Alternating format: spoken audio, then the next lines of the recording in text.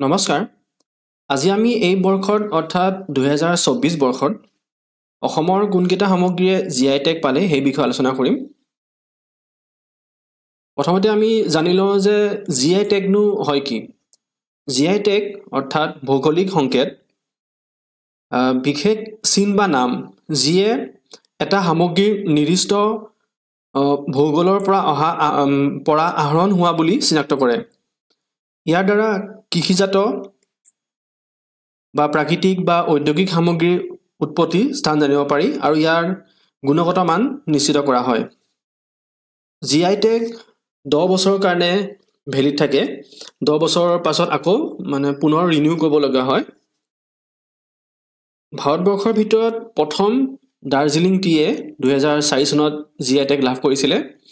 অসমৰ পৰা 2007 চনত মুগা চিল্কে জিআই টেগ লাভ কৰিছিলে। এতিয়া আমি আহোঁ অসমৰ কোনকেইটা সামগ্ৰীয়ে এই বৰ্ষত জিআই টেগ লাভ কৰিছে এটালৈকে আমি চাম। অসমৰ পৰা মাজুলী মাস্ক, যিটো মুখা শিল্প বুলি কয়, আপুনি ফটো দেখিছে। মাজুলী মেনুস্ক্ৰিপ্ট পেইণ্টিংছ, এখন ফটো দেখা পাইছে। জাপি, ঢোল, সৰ্থেবাৰী মেটেল ক্ৰাফ্ট, আচৰিকান্দিত টেৰাকোটা ক্ৰাফ্ট। সৰ্থেবাৰী মেটেল ক্ৰাফ্টটো এইটো গম পায় সকলোৱে, এইটো কাঁহ শিল্প সৰ্থেবাৰী আমাৰ। টেৰাকোটা ক্ৰাফ্ট ফটো দেখিছে ইয়াতে। আৰু পানী মেটেকা ক্ৰাফ্ট, পানী মেটেকাৰ পৰা বিভিন্ন সামগ্ৰী বনোৱা হয়, এখন ফটো দেখা পাইছে আপোনালোকে। আৰু মিচিং জনজাতিসকলৰ যিখিনি হেণ্ডলুম প্ৰডাক্টছ, হাতেৰে বোৱা প্ৰডাক্টছবিলাক আছে, সেইবিলাকে এইবাৰ জিআই টেগ লাভ কৰিলে। এতিয়া আমি চাওঁ যে মাজুলী মাস্ক বা মুখা শিল্প বুলি কোৱা হয়। এই মুখা শিল্প অসমৰ এক প্ৰাচীন লোককলা। মুখা শিল্প শ্ৰীমন্ত শংকৰদেৱক অসমৰ মুখা শিল্পৰ জনক বুলি গণ্য কৰা হয়। শ্ৰী ৰামচৰণ ঠাকুৰৰ চৰিত পুথিত কৰা বৰ্ণনা অনুসৰি মহাপুৰুষজনাই ভাৱৰীয়াসকলৰ বাবে নিজ হাতে মুখা সাজিছিল।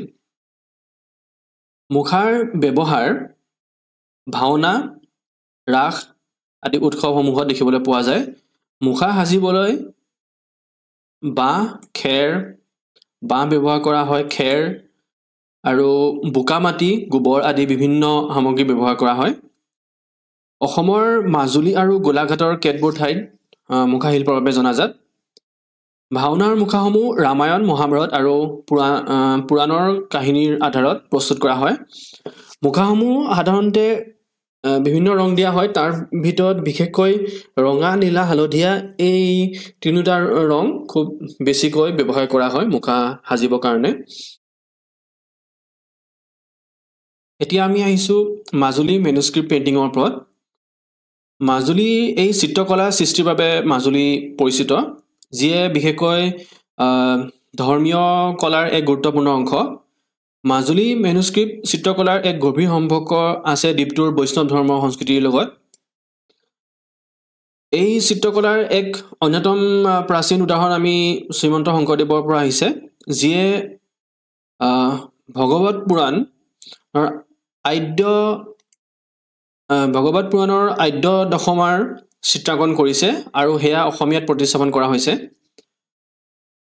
মাজুলীৰ মেনুস্ক্ৰিপ্ট পেইণ্টিং পালা স্কুল অফ আৰ্ট ইয়াৰ এই চিত্ৰকলাৰ পৰা অনুপ্ৰাণিত হৈছে।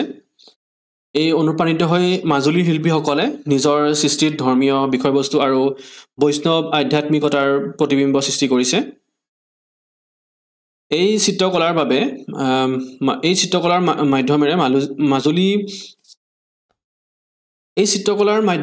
মাজুলী বৈষ্ণৱ সংস্কৃতিৰ এক বৈশিষ্ট্যপূৰ্ণ চিত্ৰাংকন দেখা যায়, য'ত নেকি দেৱ দেৱী, ৰামায়ণ আৰু মহাভাৰতৰ কাহিনীৰ লগতে অসমীয়াৰ বিভিন্ন ধৰ্মীয় আচাৰ অনুষ্ঠানৰ দৃশ্যও চিহ্নিত কৰা হয়।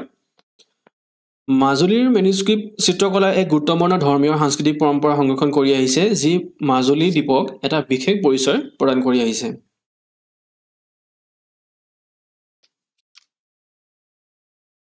এতিয়া আমি আহিছোঁ বড়োসকলৰ যিখিনি পৰম্পৰাগত সাজ আৰু যিখিনি খাদ্য তেওঁলোকৰ বৰ্তমান এই বছৰত জিআই টেগ পাইছে, সেইখিনিৰ ওপৰত আমি আলোচনা কৰিম এতিয়া। মই স্লাইডত গোটেইখিনি নাম দি দিছোঁ বড়োসকলৰ বড়ো গংগনা এৰী চিল্ক চেৰজা চিফুং এই সকলো পৰম্পৰাগত সামগ্ৰীয়ে এইবাৰ GI টেগ লাভ কৰিছে তাৰ ভিতৰত এক্সামৰ কাৰণে যেটো বেছি ইম্পৰ্টেন্ট বুলি ভাবো মই হেতু হৈছে বড়ো দখনা আৰু বড়ো আৰণাই বড়ো দখনা এই ফটো দেখা পাইছে বড়ো মহিলাসকলে যেটো পৰম্পৰাগত সাজপাৰ হয় বড়ো মহিলাসকলৰ বড়ো আৰণাই হৈছে এখন সৰু চাদৰ এনেকে ডিঙিত লোৱা দেখিছে ফটোত এইখন হৈছে বড়ো আৰণাই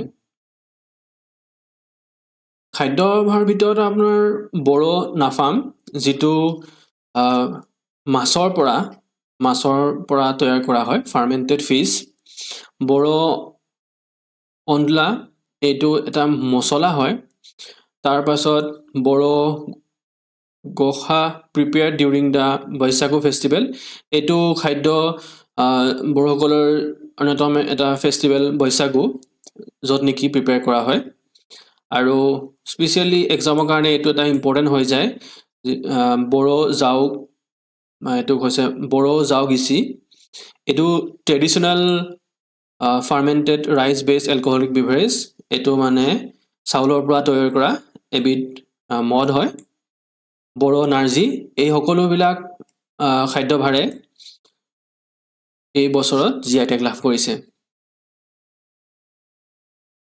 তো গতিকে এই ভিডিওটোৰ পৰা আপোনালোকে যিখিনি তথ্য পালে তাৰ পৰা যদি উপকৃত হৈছে আপোনালোকে কমেন্টত জনাব আৰু কিবা প্ৰশ্ন থাকিলেও কমেন্টত জনাব ধন্যবাদ